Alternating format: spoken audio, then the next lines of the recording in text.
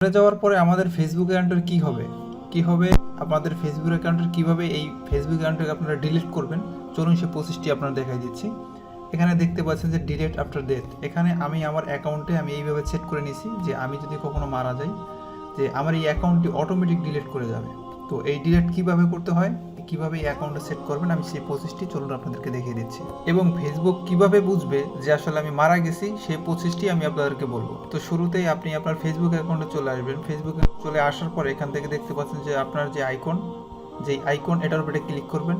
এটার উপরে একটা ক্লিক করার পরে এখান থেকে দেখতে পাচ্ছেন যে সেটিং নামের যে অপশনটা, এটার উপরে একটা ক্লিক করবেন। এটার উপরে একটা ক্লিক করার পরে আপনাদের সামনে এখান থেকে স্ক্রল করে দেখতে পাবেন যে লেখা আছে যে আপনার পার্সোনাল ডিটেলস। এটার উপরে একটা ক্লিক করবেন।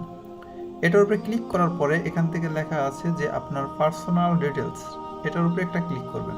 এটার উপরে ক্লিক করার পরে আপনি চলে যাবেন হচ্ছে লেখা আছে যে দেখতে পাচ্ছেন যে অ্যাকাউন্ট ওনারশিপ অ্যান্ড কন্ট্রোল। আপনি জাস্ট এটার উপরে একটা ক্লিক করবেন।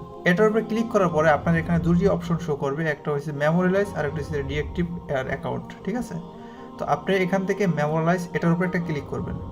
ক্লিক করার পর আপনাদের সামনে ডিলিট আফটার অ্যাকাউন্ট এরকম একটা অপশন আসবে, আর একটা হচ্ছে যে মেমোরিয়ালাইজেশন। আপনি এই যে আমার এখানে যে লেখা দেখতে পাচ্ছেন ডিলিট আফটার ডেথ, এটার উপরে আপনি ক্লিক করে কনফার্ম করে দিবেন। তাহলে আপনার এই অ্যাকাউন্টটা আমার মতন এইভাবে হয়ে যাবে।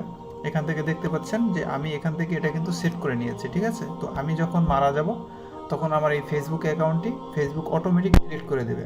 আর ফেসবুক এটা এইভাবেই বুঝতে পারবে যে আমি যখন মারা যাব হয়তো বা আমার ফ্রেন্ড সার্কেল যারা আছে সবাই আমাকে ট্যাগ করবে বা আমার প্রোফাইলে অনেক কিছু পোস্ট হবে না।